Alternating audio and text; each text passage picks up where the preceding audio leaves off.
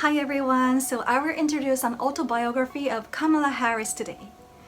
As you know, she is the current US Vice President, who is the first female, first black, and the first Asian. She's the daughter of an Indian mother and a Jamaican father. As her parents got divorced when she was 7, her mother raised her and her little sister Maya as a single mother. Before reading this book, I had an image that Kamala Harris is a superwoman, former attorney, senate, and now a vice president. Her life looks perfect. But after reading this book, I could see more human sides of hers. She has her own struggles, she tells that honestly. For example, before becoming a politician, she began her career as an attorney. But she failed the bar exam on her first attempt. She tells how shocked she was and passed the bar on the second attempt. Another episode that impressed me was the time when she couldn't go to her daughter's high school graduation because of an important Senate hearing. Let me read from page 139. When I called to tell her, my daughter was so understanding, but I felt awful about it. I had conversations with some of my female colleagues afterward. Maggie Hassan, a senator from New Hampshire, backed me up. Our kids love us for who we are and the sacrifices we make. When the hearing was over, I dashed to the airport and flew back to California. I missed the graduation ceremony but made it home in time for family dinner that night. Yes, she's a great senator and a good mother who cares about her daughters. I have 2 important points to share from the book. First, her firm sense of mission. She points out several flaws in the US social systems, such as criminal justice system, police brutality to African Americans, subprime loans, sexual assaults to women, undocumented children brought to the US from South American countries, broken healthcare system, and so on.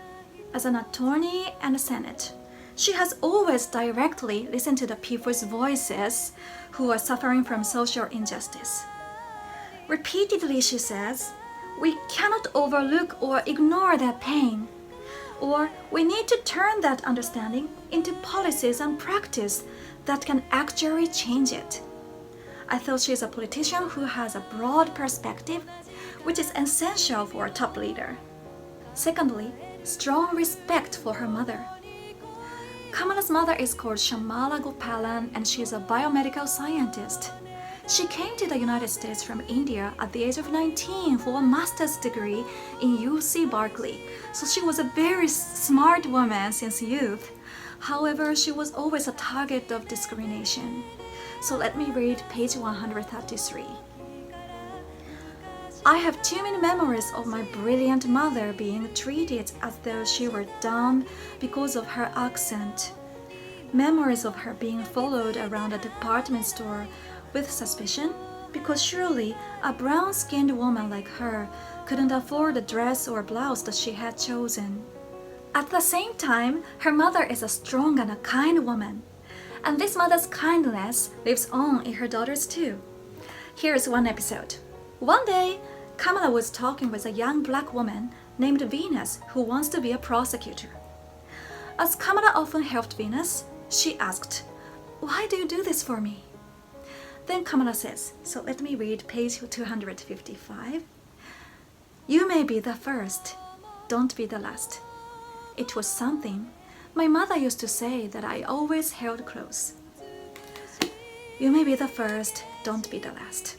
With this, she means, when you receive somebody's kindness, please pass it on to another person. I was helped by somebody, so you will help somebody else next. Everyone, you may remember the victory speech she made on November 7th, 2020, when Joe Biden won the presidential election. Kamala Harris said, "While I may be the first woman in this office, I will not be the last." I thought her words originated from her mother's words. Her mother's strengths and love were passed on to her daughter Kamala, and Kamala's mission will also be passed on to me, to you, and all of us. Thank you for listening.